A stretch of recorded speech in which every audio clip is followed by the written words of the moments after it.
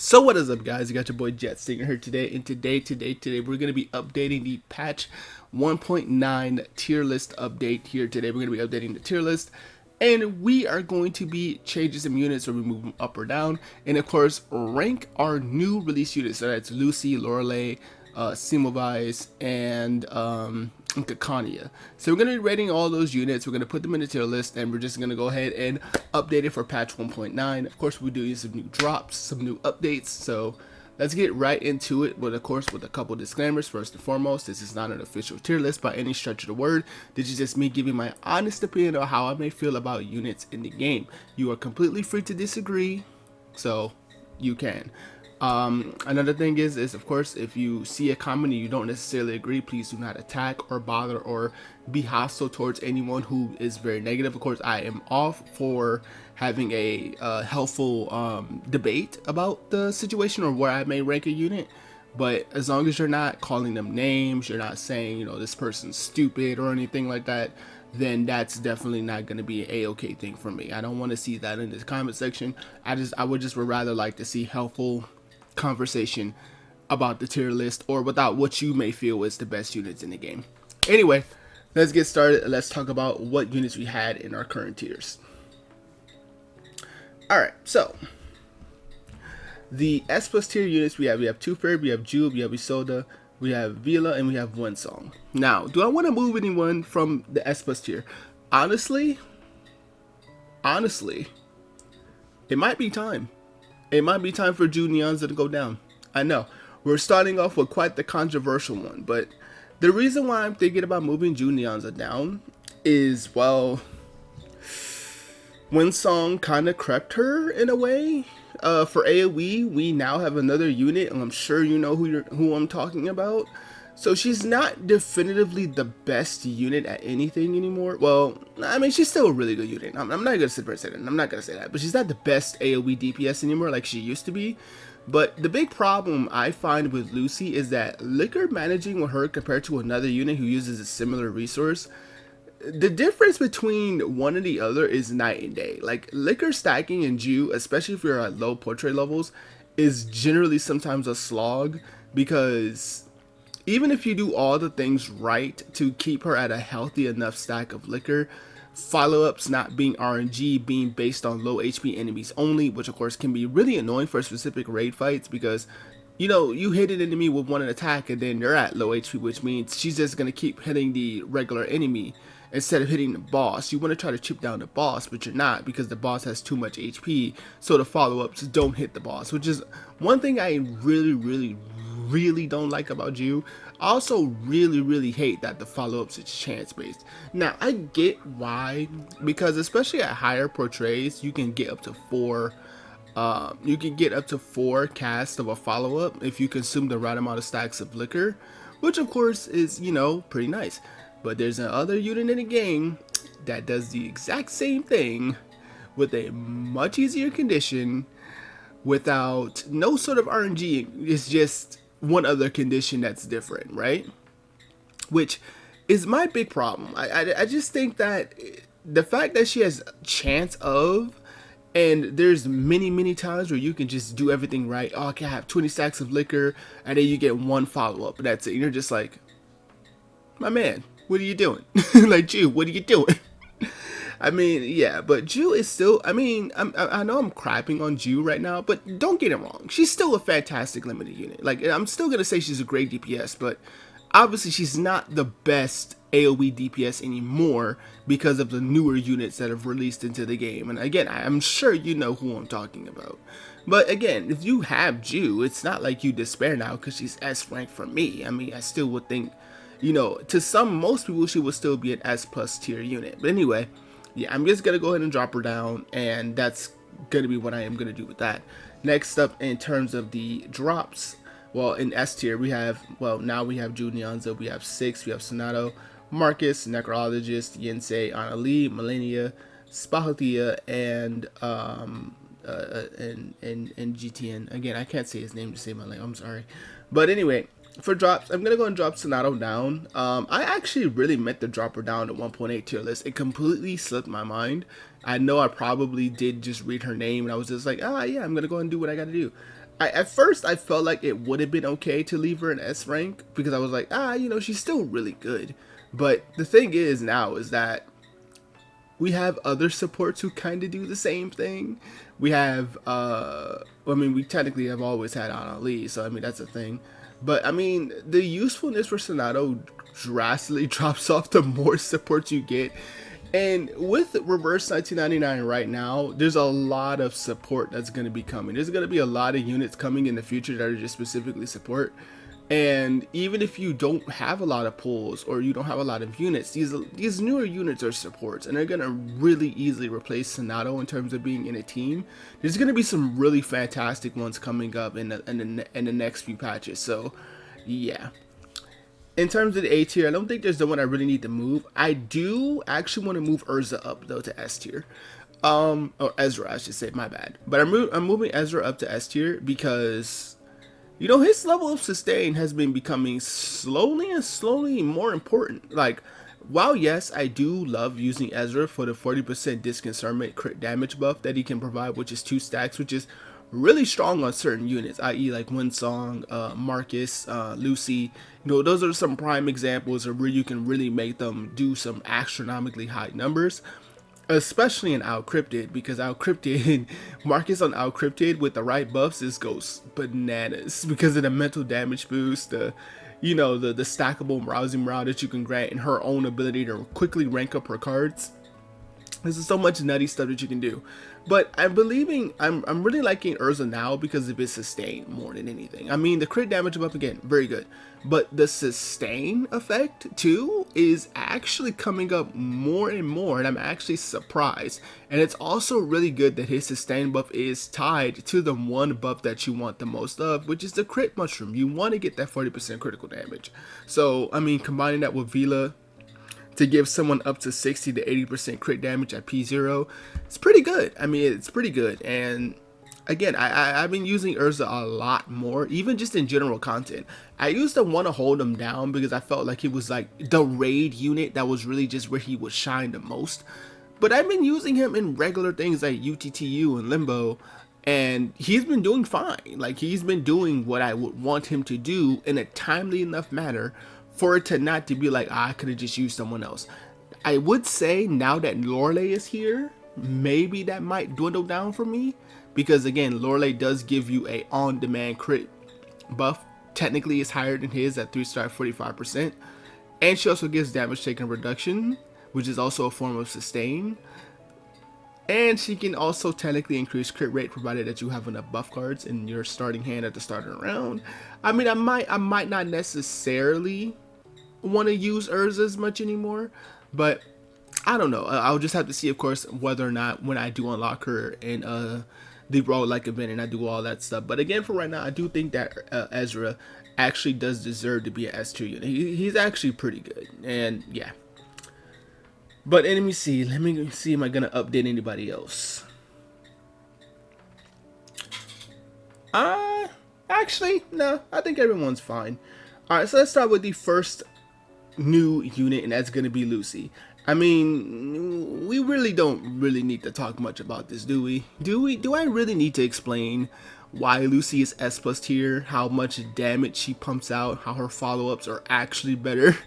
Like this, like if you haven't been noticing what all I've said about Jiu Niangzi, and I was saying a certain other unit, this was the unit I was talking about. Lucy is insane. Like, even at P0, like mine's P0 right now, she's literally cracked. Okay, she does so much damage even at just low investment, which is absolutely insane. Her follow-ups are a ton of fun when you really get them to trigger, especially when you can do it up to 3 times. When you ultimate it and you happen to kill someone like twice, then that's another additional 2 follow-ups, which is just so much damage. You just chip off an enemy just like that. And this is what I was talking about earlier about the not RNG method of Lucy's follow-up. Lucy's follow-up is like, you know, Isolda's, right? Where you know the condition behind it, And so long as you hit the condition, it goes off without a hitch. You know that you need I did believe it's six or more stacks of burn for Isode to trigger the follow up, right? You know that once you have the 6, then boom, you know the follow up's coming, right? You know it's gonna hit at its amount. When something dies, you know Lucy's gonna trigger the follow up because that's what it can do. It can trigger up to 2 times in a round whenever an enemy is killed. This is going to be really good, especially in multiple stage raids where there's enemies that spawn in, because guess what that means? She just gets to do follow-ups for free. Like when she is used, I think Echoes of Opera is actually here this patch too. When she's going to be used in Echoes of Opera, oh, she's going to go stupid. She's going to go absolutely insane because of just the enemies being there. Like if Golden in the Cave was still here, that would be another one. Owl Cryptid's another one. Darkness of the Abyss is yet again another one that is really going to elevate use for Lucy because of just how much damage she can do and how consistent you can get the follow-ups to trigger with her. And as I just said before, Lucy's really good. Like she has practically 0 downsides. Like I named a few downsides with Lucy. I mean, with Lucy, with Jiu Niangzi earlier, being like the RNG on follow up, or or like the liquor managing thing. Like with Lucy, there's literally not a downside I could think of. Where you say, what about Dynamo? What about her main resource? Well, here's the thing. Everyone gives her Dynamo. Like, even if you don't pick the best options for her, like someone like Vila, like someone like Ezra, someone who can do both Moxie and Eureka at the same time, for example, you're still gonna eventually hit the mark. And once you get her powered up skills, they're permanent. Like, you don't lose them. And then once you get those powered up skills, you consume only 5 Dynamo. On top of that, using her ultimate gives her like 10 stacks of Dynamo, like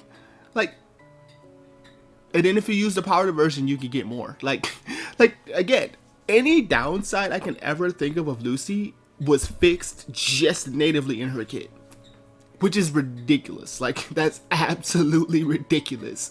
So yeah, without a shadow of doubt in my mind, Lucy is definitely an S+ tier unit. All right, next unit is going to be Loray. I'm actually gonna put Loray in S tier too.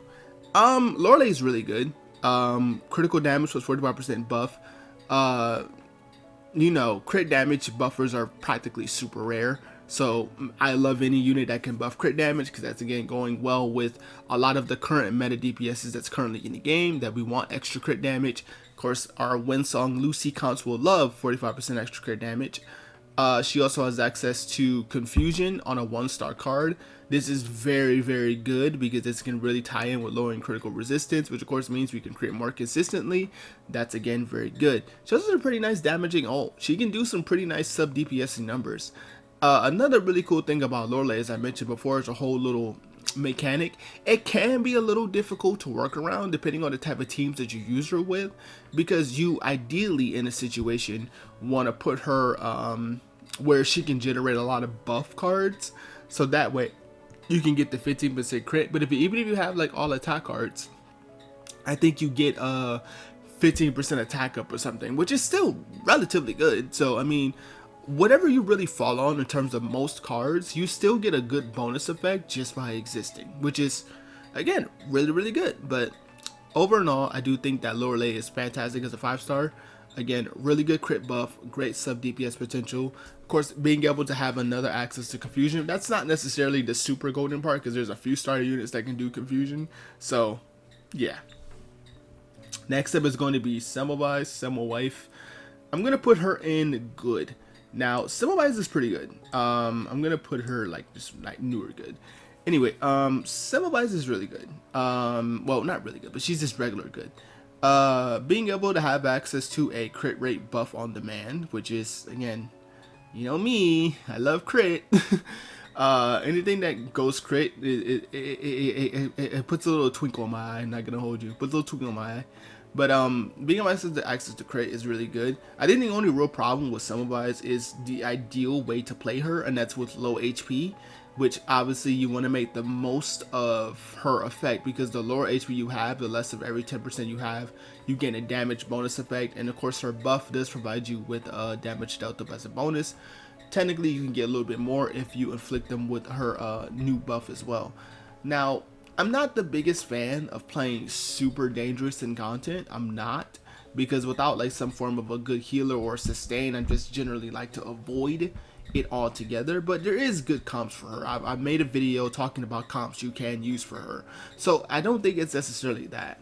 It can be a little bit tricky to make her main DPS depending on what you have, because she doesn't really have a lot of good options to be a good main DPS, honestly.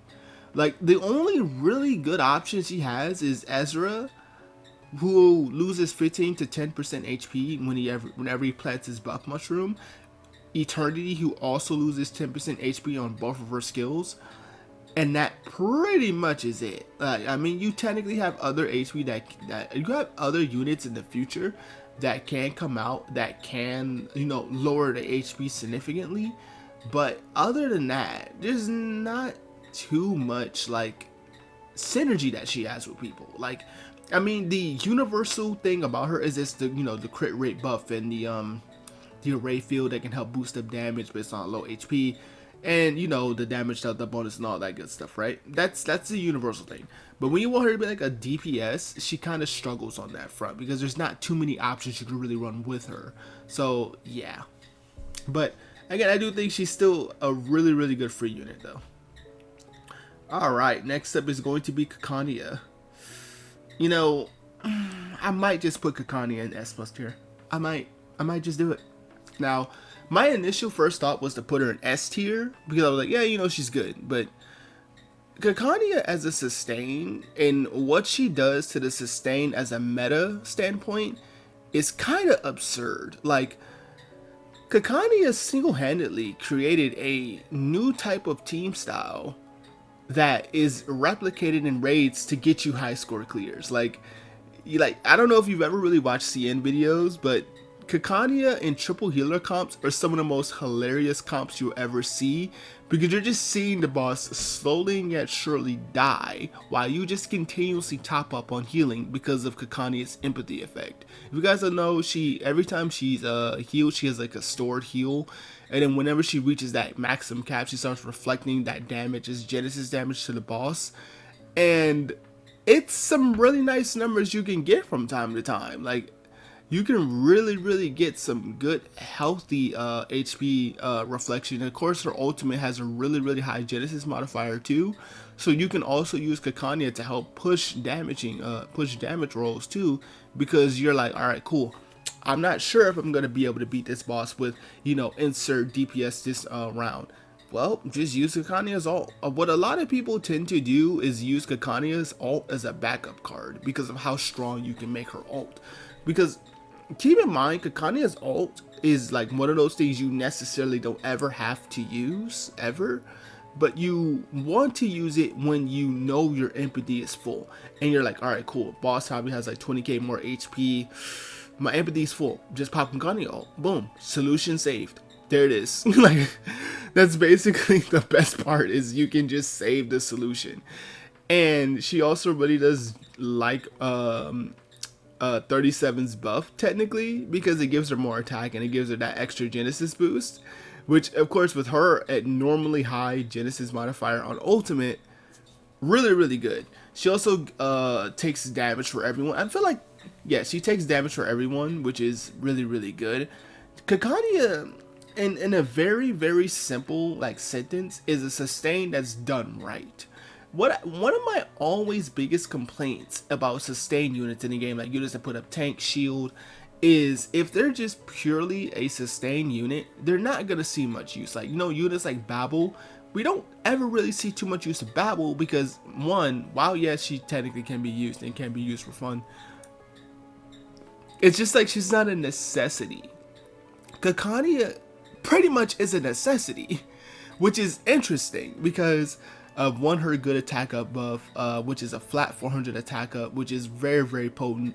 Of course, the ability to absorb damage for the entire team, and of course start reflecting off damage as this Genesis damage with our empathy. Like there's not really nothing negative again I can say about Kakia, because she's a sustained support that goes in any team. She's again kind of like what Six was when he first came out, being that perfect fourth man option. Like, and even then, if you want to be cheeky on certain stages, you can just run triple healers and yet still get the content done, because Kakia is going to eventually start doing a lot of damage herself because of the empathy, and then you fire off ultimates to help push thresholds quicker that way.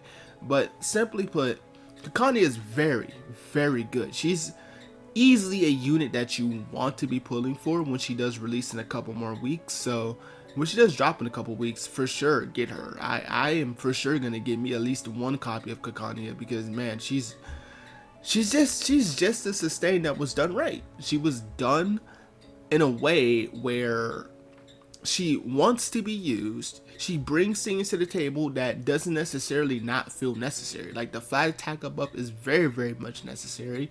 Of course, again, the very other bonuses that I've talked about before, again, pretty much necessities. Like I can't say anything no higher than S+ tier. I know a lot of people are like, you know, 2 patches in a row where you put both units in S+ tier. Hey man, Blue Pac just keep cooking. That's all I gotta say about that. Blue Pac just keep cooking. That's all I gotta say. Anyway guys, that's gonna be it for this video. I hope you guys did enjoy the tier list this time around. Let me know what you guys think is your top units in the game, and I'll see you guys next time. Peace.